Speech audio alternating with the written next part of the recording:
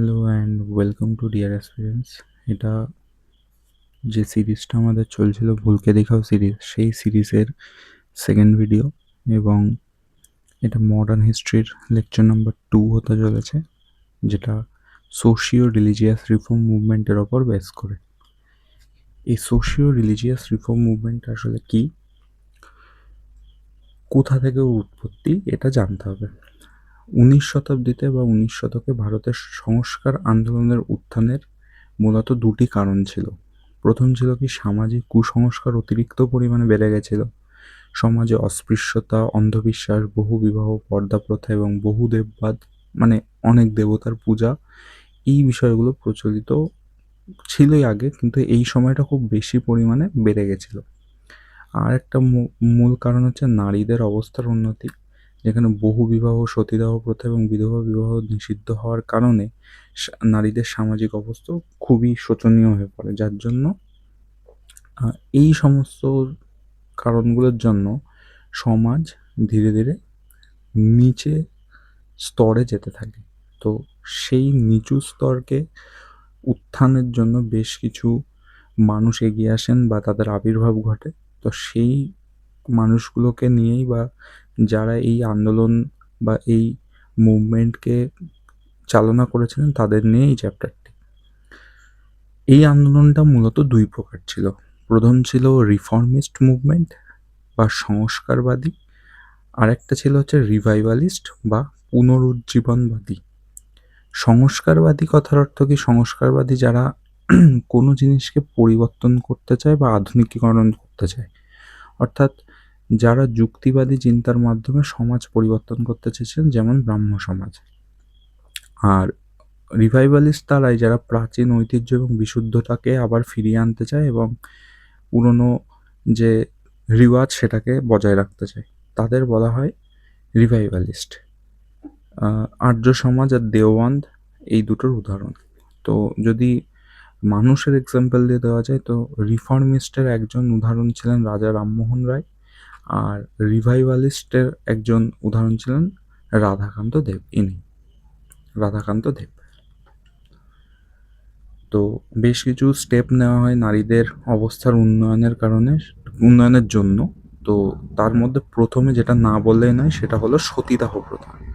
সতীদাহ প্রথা বন্ধ করার পেছনে একটা গুরুত্বপূর্ণ ভূমিকা নেন রাজা রামমোহন রায়, এবং তার সাথে অবশ্যই সহযোগিতা করেছেন লর্ড উইলিয়াম বেন্টিং। সেই সময় ছিলেন গভর্নর জেনারেল অফ বেঙ্গল, কিন্তু পরবর্তীতে ইনিই হয়ে যায় গভর্নর জেনারেল অফ ইন্ডিয়া। এই হচ্ছে পার্থক্য। সতীদাহের প্রাচীনতম প্রমাণ পাওয়া যায় 510 খ্রিস্টাব্দের এরন শিলালিপিতে প্রাচীনতম প্রমাণ পাওয়া যায় সতীদাহ প্রথার। আচ্ছা, নেক্সট হচ্ছে বিধবা বিবাহ আইন 1856। ঈশ্বরচন্দ্র বিদ্যাসাগর এই আইন পাশ করেন, এবং তার সময় যে যার সহযোগিতায় করেছেন তার নাম হচ্ছে লর্ড ডালহৌসি। এই আইনটা, যেটা আইন করে বিধবা বিবাহ চালু করেন, তার এই খসড়া রচনা হয় ডালহৌসির সময়, কিন্তু লর্ড ক্যানিংয়ের সময় এই খসড়াটি পাশ হয়। এটি পাশ হয়। তো নারী গঠনের ক্ষেত্রে অনেকেরই ভূমিকা আছে, যেমন ভারতশ্রী মহামণ্ডল 1910, সরলা দেবী চৌধুরানী বানান। ভারতশ্রী মহামণ্ডল 1910 সরলা দেবী চৌধুরানী কর্তৃক প্রতিষ্ঠিত। এরপর লেডিস সোশ্যাল কনফারেন্স 1904, কে বানিয়েছিল? Ramabai Ranade. All India women's conference 1927 by Margaret Cousins. এবং আর্য মহিলা সমাজ 1882 সালে হয় পণ্ডিতা রামাবাই সরস্বতী। যেমন এটা বৈদিক যুগ যারা পড়েছে তারা জানে যে আর্যদের প্রধান নদী ছিল সরস্বতী নদী। তো সরস্বতী নামের মধ্যে আছে রমাবাই সরস্বতী ছিল আর্য মহিলা সমাজের প্রতিষ্ঠাতা, যিনি 1882 সালে এটি প্রতিষ্ঠা করেন। 1882 সালে এখান থেকে সালটাও ইম্পর্টেন্ট হয়েছে যে এই সময় হান্টার কমিশন এসেছিল। হান্টার কমিশন, যেটি ছিল শিক্ষা সংক্রান্ত। আর একটা পরে আসে, সেটা ওই জালিয়ানওয়ালাবাগের তদন্তের জন্য, কিন্তু 1882-তে যে হান্টার কমিশন আসে সেটা শিক্ষা সংক্রান্ত। এই এই যে এনার ছবিটা যেটা সাইডে লাগানো, এনার নাম কি? এনার নাম হচ্ছে কর্নেলিয়া স্যারাভজি। কর্নেলিয়া স্যারাভজি ছিলেন ভারতের প্রথম মহিলা ব্যারিস্টার। আচ্ছা, তো বিধবা বিবাহ যখন চালু হয় তার আগে বেশ কিছু সংগঠন গঠন করা হয়। তার মধ্যে এটা প্রিভিয়াস ইয়ারের কোশ্চেন একটা। বিশু শাস্ত্রী পণ্ডিত বিধবা বিবাহ উত্তেজক মণ্ডল গঠন করেন। MG. Ranade widow marriage association গঠন করেন বা বিধবা বিবাহ সমিতি বলা হয়। সত্যপ্রকাশ এটা গঠন করেন কার্সনদাস মুলজি। এর সিমিলার নামের একটা বই আছে যার নাম হচ্ছে সত্যার্থা প্রকাশ, মানে এটা আছে সত্যপ্রকাশ, ওটা আছে সত্যার্থ প্রকাশ। তো ওটা কে করেন? দয়ানন্দ সরস্বতী।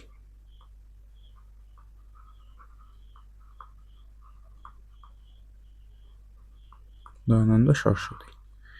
সত্যপ্রকাশ করেন কার্সনদাস মুলজি, যেটা একটা গুজরাটি সাপ্তাহিক পত্রিকা ছিলেন, যার উদ্দেশ্য ছিল সংস্কার করা। আর দয়ানন্দ সরস্বতী সত্যার্থ প্রকাশ করলেন। বিধবা বিবাহ প্রথা চালু করেন বিদ্যাসাগর। ডি.কে. কার্ভে এর সাথে জড়িত ছিল এবং তৎকালীন গভর্নর জেনারেল ছিলেন লর্ড ডালহৌসি। এটা তো আগেই বলেছি। নেক্সট হচ্ছে চাইল্ড ম্যারেজ। চাইল্ড ম্যারেজ মানে বাল্যবিবাহ।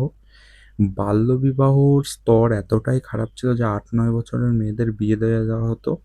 এই জন্য ১৮৯১ সালে একটি আইন পাশ করতে হয়, যে বি.এম. মালাবারি সেই আইনটা পাশ করান। তার প্রচেষ্টায় এই আইনটা পাশ হয় যে ১২ বছরের কম বয়সী মেয়েদের বিয়ে দেওয়া যায় না।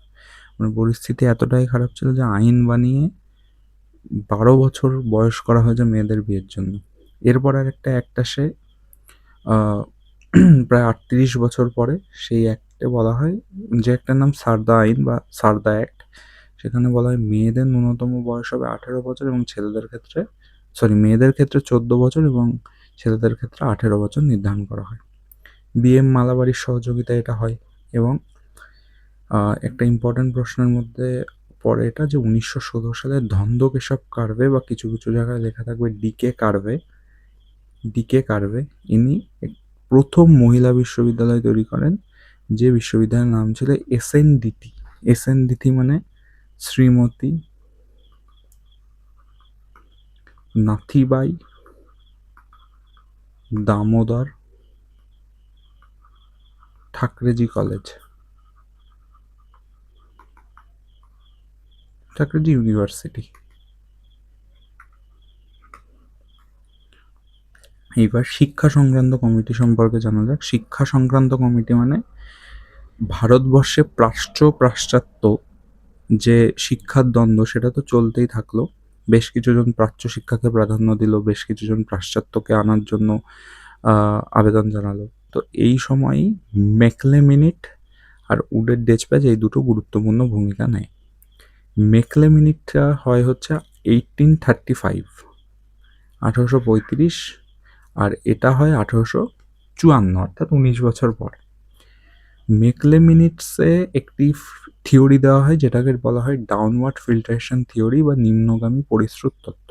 এর মাধ্যমে কি বোঝানো হয় যে রিচ ক্লাসের মধ্যে আমরা ইংলিশ এডুকেশন দিয়ে দেবো, এদের মাধ্যমে যারা নিম্নবর্গীয় শ্রেণী বা গরিব শ্রেণী তাদের মধ্যে ইংরাজি শিক্ষা পৌঁছে যাবে।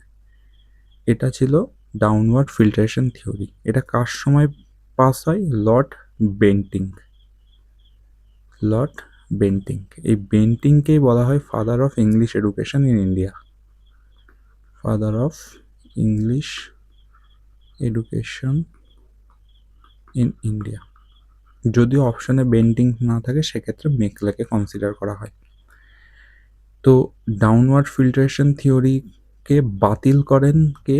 উড 1854 সালে উডের ডেচপ্যাচ ঘোষণা করেন, যেটাকে ম্যাগনা কার্টা অফ ইন্ডিয়ান এডুকেশন বলা হয়। ম্যাগনা কার্টা অফ ইন্ডিয়ান এডুকেশন কেন বলে? কারণ তিনি ঘোষণা করেন যে প্রাথমিক যে শিক্ষা সেটা হবে মাতৃভাষায় এবং উচ্চ শিক্ষাটা হবে ইংরেজি ব্যবহারের মাধ্যমে। মানে আমি বাল্যকালে যে শিক্ষা গ্রহণ করব সেখানে ইংলিশ থাকবে না, সেখানে আমি আমার মাতৃভাষাতেই পড়াশোনা করতে পারবো। তারপরে আমি হায়ার ক্লাসের সাথে সাথে ইংরাজি শিক্ষা গ্রহণ করতে পারবে। এটার জন্য কোনো রিচ ক্লাস বা এরকম কোনো ক্রাইটেরিয়া নেই যে এ পাবে না, এ পাবে, এরকম বিষয় কোনো ছিল না, সবাই পেতে পারে। নেক্সট চ্যাপ্টার হচ্ছে struggle against caste base exploitation. Caste related যেসব মুভমেন্টগুলো হয় সেগুলো পরপর দেখা যাক। প্রথম হচ্ছে জাতিভেদ এবং শোষণ বিরোধী আন্দোলন। জাতিভেদ প্রথা তৎকালীন সমাজে একটা বিশাল বড় ইস্যু ছিল। তো সেটাকে দূরীকরণের জন্য যদি আন্দোলনের কথাই বলা হয় এই রিলেটেড, তাহলে বি.আর. আম্বেদকর আসেন একদম প্রথমে। বি.আর. আম্বেদকরের ভূমিকা এর পেছনে অনস্বীকার্য। একটি বই ছিল মনুস্মৃতি, যার মধ্যে চতুর্বর্ণ প্রথা অর্থাৎ ব্রাহ্মণ, ক্ষত্রিয়, বৈশ্য, শূদ্র ইত্যাদি নিয়ে লেখা ছিল। তো সম্ভবত 1927 সালে বি.আর. আম্বেদকর এই বইটিকে পুড়িয়ে দেন। তিনি বহিষ্কৃত হিতকর্ণী সভা ও মহৎ সত্যাগ্রহ করেন। 1924 সালে বহিষ্কৃত হিতকর্ণী সভা, যেটা বম্বেতে অনুষ্ঠিত হয়েছিল, এবং মহৎ সত্যাগ্রহ, যেহেতু সরকারি জলাশয় থেকে জল ব্যবহারের ক্ষেত্রে দলিতদের কোনো অধিকার ছিল না, তাই তিনি এই আন্দোলন করেন 1927 সালে। সেই বছরই মনুস্মৃতি দহন করেন। আচ্ছা, এই যে আন্দোলনটা বি.আর. আম্বেদকর নর্দার্ন সাইডে করছে, সেটাই সাউথে বেশ কিছুজন করে। যেমন তামিলনাড়ুতে দেখা যায়, তামিলনাড়ুতে এই আন্দোলনই করেছেন হচ্ছেন ইভি রামস্বামী নাইকার। এই রামস্বামী নাইকার আবার আরেকটা নামে পরিচিত, যেটা হচ্ছে পেরিয়ার। তার উদ্দেশ্য কি ছিল, যে এই ব্রাহ্মণ্যবাদী আধিপত্য আচার অনুষ্ঠান এগুলো বর্জন করা এবং দলিতদের আত্মসম্মান ফিরিয়ে আনা। দলিতদের তৎকালীন সমাজে কেউ সম্মান জানাতো না, সেটা যেন ফিরে আসে। সেম জিনিসই কেরালাতে করেন নারায়ণ গুরু, মহারাষ্ট্রে করেন জ্যোতিবা ফুলে।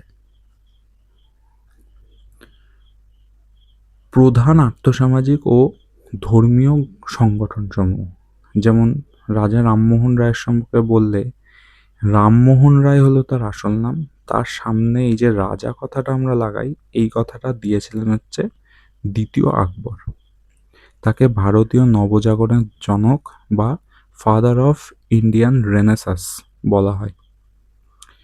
তার বানানো প্রতিষ্ঠানগুলি হচ্ছে 1814 সালে আত্মীয় সভা, যেটি বানায় কলকাতায়। এটি ছিল ব্রাহ্ম সমাজের পূর্বসূরি।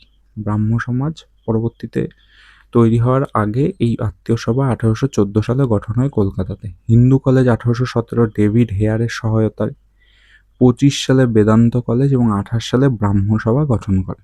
এই ব্রাহ্ম সভার নামই পরবর্তীতে ব্রাহ্ম সমাজ হয়ে যায়। তার দর্শন কি ছিল? একেশ্বরবাদ ছিলেন। তিনি এক ঈশ্বরকে পুজো করো বা এক ঈশ্বরকে মানো। মূর্তি পুজো বিরোধী ছিলেন, বহুদেববাদ বিরোধী ছিলেন, বাল্যবিবাহ বিরোধী ছিলেন। বেদের বাংলা অনুবাদ করেন তিনি। গিফট টু মনোথেইস্ট এটি রচনা করেন। দ্য পারসেপ্ট অফ জেসাস সংবাদ কৌমুদি বাংলা ভাষায় এবং মিরাতুল আকবর ফার্সি ভাষায় তিনি লেখেন। 1791 সালে বেনারসে প্রথম সংস্কৃত কলেজ জোনাথন ডানকান প্রতিষ্ঠা করেন। এটা একটা প্রিভিয়াস ইয়ারের কোশ্চেন, যে জোনাথন ডানকান 1791 সালে বেনারসে প্রথম সংস্কৃত কলেজ প্রতিষ্ঠা করেন। দেবেন্দ্রনাথ ঠাকুর ও ব্রাহ্ম সমাজের বিবর্তন। তিনি কলকাতায় তত্ত্ববোধিনী সভা বানান কবে? 1839। 1839 সালে তত্ত্ববোধিনী সভা বানান এবং তত্ত্ববোধিনী পত্রিকা বানায় মুখপত্র হিসাবে। 1839 পর প্রায় 18 বছর নিজে চালায়। 18 বছর নিজে চালানোর পরে তখন কেশবচন্দ্র সেনকে আহ্বান জানায় যৌথভাবেই এটাকে চালানোর জন্য 1858। তো ব্রাহ্ম সমাজে তিনি যোগদান করেন, কেশবচন্দ্র সেন। তো কেশবচন্দ্র সেন যোগদান করার পরে এই 58 সালে যোগদান করলো, 1858তে যোগদান করলো।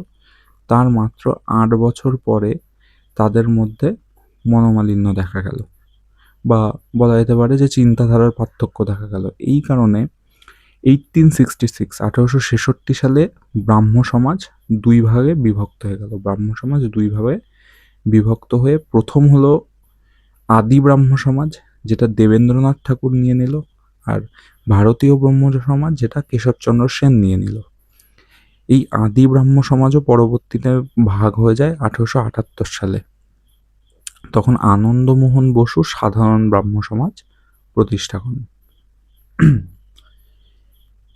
এরপরে বেশ কিছু ধর্মীয় সভা মানানো হয় কিছু বিখ্যাত মানুষের দ্বারা। তো সেইগুলো স্বাভাবিকভাবে মুখস্থ রাখতে হবে। এখানে কোনো লিঙ্ক তৈরি হয় না বা এমন কিছু মাধ্যম হয় না যার মাধ্যমে সরাসরি মুখস্থ করানো যেতে পারে। এগুলো পুরোটাই মুখস্থের বিষয়, যেটা বাড়িতে 2-3 বার মাল্টিপল টাইমস রিভিশন করলে হয়ে যাবে। বেদ সমাজকে বলা হয় সাউথ ইন্ডিয়ান ব্রাহ্ম সমাজ বা দক্ষিণ ভারতের ব্রাহ্ম সমাজ বলা হয় বেদ সমাজকে। 1864 সালে কেশবচন্দ্র সেন এবং শ্রীধর আলু নাইডু বেদ সমাজ প্রতিষ্ঠা করেন। ইয়াং বেঙ্গল আন্দোলন, এটা অনেকেই জানে যে হেনরি ভিভিয়ান ডিরোজিও মানে বানান আর কি। তিনি হিন্দু কলেজের শিক্ষক ছিলেন 1820 শেষ দশকে এবং 1830 শুরুর দিকে তিনি এটি বানান। ধর্মসভা 1830 সালে বানায়। এটা ছিল, ওই যে বলেছিলাম, রাধাকান্ত দেব ছিল রিভাইভালিস্ট মুভমেন্ট করতেন তিনি, বা রিভাইভালিস্ট ছিলেন একজন। তো পুনরুজ্জীবনবাদী আন্দোলন করেছিলেন রাধাকান্ত দেব ব্রাহ্ম সমাজের আদর্শের বিরোধী ছিলেন। মানে ব্রাহ্ম সমাজ যা যা বলতেন তার বিরোধ করতেন হচ্ছেন রাধাকান্ত দেব। পরমহংস মণ্ডলী 1849। দাদোবা পাণ্ডুরং দুর্গারাম মেহতাজি, বা দাদোবা পাণ্ডুরং, কোনো কোনো জায়গায় মেহতাজি দুর্গারামও লেখা থাকে। প্রার্থনা সমাজ 1867। প্রার্থনা সমাজ মহারাষ্ট্রে আত্মারাম পাণ্ডুরং গঠন করেন। পরবর্তীতে আত্মারাম পাণ্ডুরং যখন 1867-তে প্রার্থনা সমাজ গঠন করলেন, তার 3 বছর পরে এমজি রানাডে এতে যোগদান করেন এবং আরজি ভান্ডারকরও এর একজন সদস্য ছিলেন। মেন কথা এটা মনে রাখতে হবে, 1867-তে গঠনের পরে 3 বছর পরে এমজি রানাডে 1870 সালে যোগদান করেন এবং আরজি ভান্ডারকরও এর সদস্য ছিলেন। সিং সভা মুভমেন্ট 1870 সালে গঠন হয়। এর মূল লক্ষ্য কী ছিল? যে শিখ ধর্মকে পুনরুজ্জীবিত করা। অনেকেই ছিল যে শিখ ধর্ম থেকে কনভার্ট হয়ে খ্রিস্টান হয়ে গেছে বা মুসলিম হয়ে গেছে, তাদেরকে পুনরায় আবার ঘর ওয়াপসি বা ফিরিয়ে আনার জন্য যে মুভমেন্ট চালানো হয় সেটাই সিং সভা মুভমেন্ট 1870 সালে। সত্যশোধক সমাজ 1873। সত্যশোধক সমাজ জ্যোতিবা ফুলে কর্তৃক গঠিত হয়েছিল। জ্যোতিবা ফুলের স্ত্রী সাবিত্রীবাই ফুলে ছিল ভারতবর্ষের প্রথম মহিলা শিক্ষক এবং তিনি পুনেতে মেয়েদের জন্য প্রথম স্কুলও তৈরি করেন 1848 সালে। সালটা হচ্ছে 1848। Social service League 1911। প্রতিষ্ঠাতা বোম্বেতে নারায়ণ মলহার যোশী, বা বলা হয় NM Joshi. NM Joshi social service League তৈরি করেন এবং এই NM যোশী 1920-তে AITUC বা অল ইন্ডিয়া ট্রেড ইউনিয়ন কংগ্রেসও প্রতিষ্ঠা করেছিলেন। এরপর স্বামী বিবেকানন্দ আর রামকৃষ্ণ দেবের সম্পর্কে জানেন এরকম খুব কম লোকই আছে। আসল নাম নরেন্দ্রনাথ দত্ত। 1863 12ই জানুয়ারি তিনি জন্মগ্রহণ করেন এবং এটিকেই বলা হয় হচ্ছে যুব দিবস নামে পরিচিত, আমরা সবাই জানি এটা। 1902 সালে 4 জুলাই মাত্র 39 বছর বয়সে তিনি মারা যান। 39 বছর বয়সে। বিবেকানন্দ রক মেমোরিয়াল কন্যাকুমারীতে আছে, যেটা তামিলনাড়ুতে অবস্থিত। 1893, এটা খুব ইম্পর্টেন্ট যে 1893 সালে তিনি শিকাগোতে বক্তৃতা দেন হিন্দু ধর্মকে রিপ্রেজেন্ট করে এবং তার মাত্র 4 বছর পরে রামকৃষ্ণ মিশন প্রতিষ্ঠা করেন। এই যে রামকৃষ্ণ দেবের নামে রামকৃষ্ণ মিশন প্রতিষ্ঠা করেন 1897।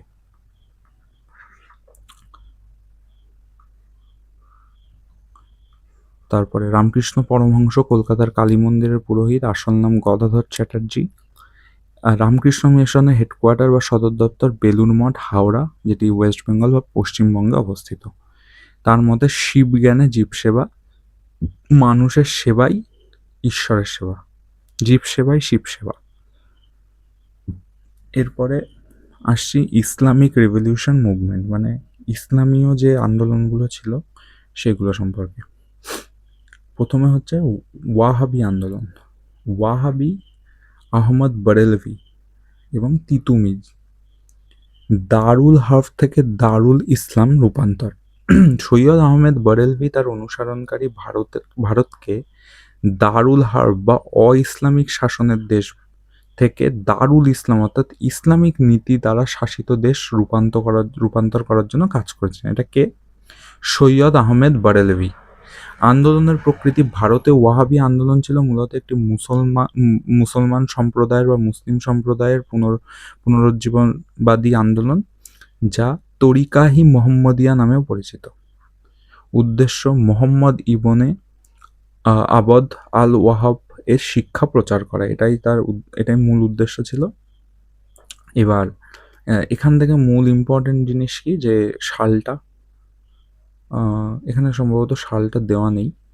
তো এই দুজনের নাম, যে সৈয়দ আহমেদ বরেলভি এবং তিতুমির, এই দুজনের নাম গুরুত্বপূর্ণ।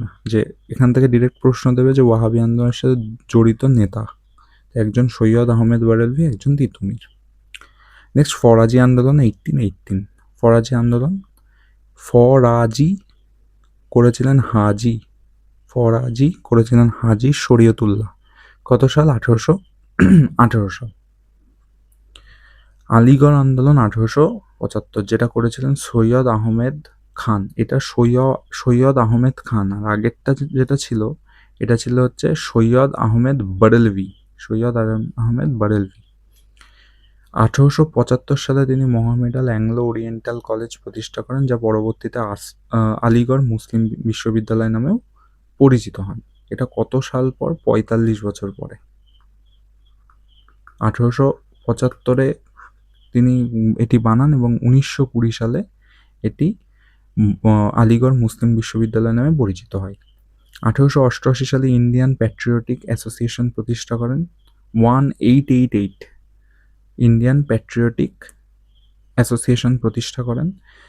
পত্রিকা তাহজিব উল আখলাক, তিনি একটি পত্রিকা প্রকাশ করেন যার নাম ছিল তাহজিব উল আখলাক। এরপর আছে দেওবন্দ আন্দোলন। 1866 শুরু করেছিলেন মোহাম্মদ কাসিম নানুতবি এবং রশিদ আহমেদ গাঙ্গুহি। উত্তরপ্রদেশের সাহারানপুর জেলায়। এরপর দক্ষিণ ভারতের বেশ কিছু ধর্মীয় সংস্কার আন্দোলন সম্পর্কে জানতে হবে, যেমন এটা খুব ইম্পর্টেন্ট, প্রিভিয়াস ইয়ারেও বারবার এসছে। সতনামী আন্দোলন শুরু করেছিলেন কে?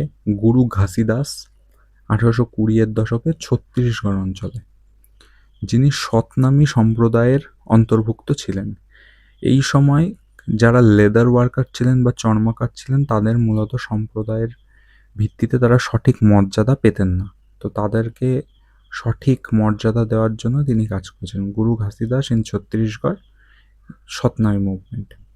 Indian national social conference by MG. Ranade and Raghunath Rao, 1887 সালে এটি অনুষ্ঠিত হয় বা প্রতিষ্ঠিত হয়। বাল্যবিবাহের বিরুদ্ধে এরা প্লেজ মুভমেন্ট বা অঙ্গীকার আন্দোলন শুরু করেছেন। প্লেজ মুভমেন্ট কারা করেন? রানাডে এবং রঘু। থিওসফিক্যাল সোসাইটি, এটাও খুব ইম্পর্টেন্ট, পরীক্ষার জন্য এসছে বারবার। থিওসফিক্যাল সোসাইটি সাধারণত নিউ ইয়র্ক শহরে ব্লাভাটস্কি এবং অলকট শুরু করেন। 1882 সালে এর সদর দপ্তর বা হেডকোয়ার্টার নিউ ইয়র্ক থেকে মাদ্রাজের আদিয়ার। এইটাই কিন্তু পরীক্ষায় এসছে, যে প্রিভিয়াস ইয়ারে, যেখানে মাদ্রাজটা কিন্তু অনেকেই বলতে পারবে, মাদ্রাজটা উল্লেখ নেই, আদিয়ার কথাটা ADYAR, এইটা এসছে জন্য অনেকে পারেনি, কারণ আদওয়ার যে মাদ্রাসে সেটা অনেকেই জানে না। তো মাদ্রাজের আদিয়ারে স্থানান্তরিত করেন। পরবর্তীতে অ্যানি বেসান্ট এর সদস্যপদ গ্রহণ করেন এবং যুক্ত হন। এই সোসাইটি হিন্দু বিশ্বাস ব্যবস্থার দ্বারা ব্যাপকভাবে প্রভাবিত ছিল।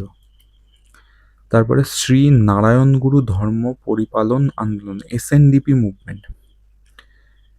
কেরালার এঝাওয়া সম্প্রদায়ের উন্নতির জন্য, এঝাওয়া যে সম্প্রদায় ছিল তারা তুলনামূলক দলিত শ্রেণীর লোক ছিলেন, নিচু জাতির লোক ছিলেন সাউথ ইন্ডিয়ার কেরালায়। তো শ্রী নারায়ণ গুরু তাদের জন্য এই আন্দোলন শুরু করেছেন, এসএনডিপি মুভমেন্ট। গুরুত্বপূর্ণ একটা স্লোগান ছিল, অরু জাতি অরু মাথাম অরু দৈভম। অরু জাতি মানে হচ্ছে একটি জাতি বা এক জাতি, অরু মাথাম মানে একই ধর্ম, এবং অরু দৈবম মানে এক ঈশ্বর। নেক্সট হচ্ছে জাস্টিস মুভমেন্ট বা জাস্টিস আন্দোলন। শুরু করেছিলেন সিএন মুদালিয়ার, টিএম নায়ার ও ত্যাগরাজ চেট্টি। জাস্টিস করেছিলেন কে? মুদালিয়ার, নায়ার, চেট্টি। মুদালিয়ার, নায়ার এবং চেট্টি। নেক্সট হচ্ছে মন্দির প্রবেশ আন্দোলন। আগেকার সময় দলিতদের ওপর বিশেষ করে এই অত্যাচারগুলো চালানো হতো যে তাদের মন্দিরে প্রবেশ করতে দেওয়া হবে না, জল খেতে দেওয়া হবে না সরকারি পুকুর থেকে। এইসব বিষয়ে অনেকেই এগিয়ে আসেন, কিন্তু মূলত ওই যে বলেছিলাম তার মধ্যে সবচেয়ে ফেমাস ছিল হচ্ছে বি.আর. আম্বেদকর। দলিতদের মন্দিরে প্রবেশের অধিকারের জন্য এই আন্দোলন প্রচলিত হয়। উত্তর ভারতে করেন 1930 সালে বি.আর. আম্বেদকর, দক্ষিণ ভারতে 1924 সালে টি.কে. মাধবন, আর ভাইকাম সত্যাগ্রহ 1924 এটি শুরু করেন কেপি কেশব মেনন। কেপি কেশব মেনন। তাহলে 1924-এ দুটো হয়, একটা হচ্ছে সাউথ ইন্ডিয়াতে মাধবন, আর সেম ইয়ারে ভাইকাম সত্যাগ্রহ কে করেন? কেবি কেশব মেনন। তাহলে কেশব মেনন। এই হচ্ছে 1924। আর 1930-এর ক্ষেত্রে একজনই আছেন, সে হচ্ছে বি.আর. আম্বেদকর। কেরালায় আইন অমান্য আন্দোলনের নেতৃত্ব দিয়েছেন কে কেলাপ্পাম। এই মন্দির প্রবেশ নিয়ে এত কিছু আন্দোলন তৎকালীন সমাজে হয়েছিল। দু একটা প্রশ্ন এখান থেকে দেখা যাক, যে স্ত্রী পুরুষ তুলনা, এই বইটি কে লিখেছেন? স্ত্রী পুরুষ তুলনা লিখেছেন তারাবাই শিন্ডে। এটাও একটা প্রিভিয়াস ইয়ারের কোশ্চেন। তারাবাই শিন্ডে স্ত্রী পুরুষ তুলনা বইটি লিখেছেন। কালারাম মন্দির নাসিকে অবস্থিত, যেখানে বি.আর. আম্বেদকর 1930 সালে দলিতদের মন্দিরে প্রবেশের জন্য মন্দির প্রবেশ আন্দোলন শুরু করেছেন, যেটা কালারাম মন্দির, যেটা নাসিকে অবস্থিত। 1930 সালে এখানেই বি.আর. আম্বেদকর মন্দির প্রবেশ আন্দোলন শুরু করেছিলেন। তো সোশিও রিলিজিয়াস রিফর্ম মুভমেন্ট এই জায়গায় শেষ হলো। এরপরে 1857 রিভল্ট, যে চ্যাপ্টারটা খুব ইম্পর্ট্যান্ট চ্যাপ্টার, একটা মহাবিদ্রোহ নিয়ে, সেই চ্যাপ্টারটা আসবে। এছাড়া স্ট্যাটিকে পঞ্চবার্ষিকী পরিকল্পনা, 5-year প্ল্যান, এবং কনস্টিটিউশনের সোর্স অ্যান্ড পার্টস আসবে।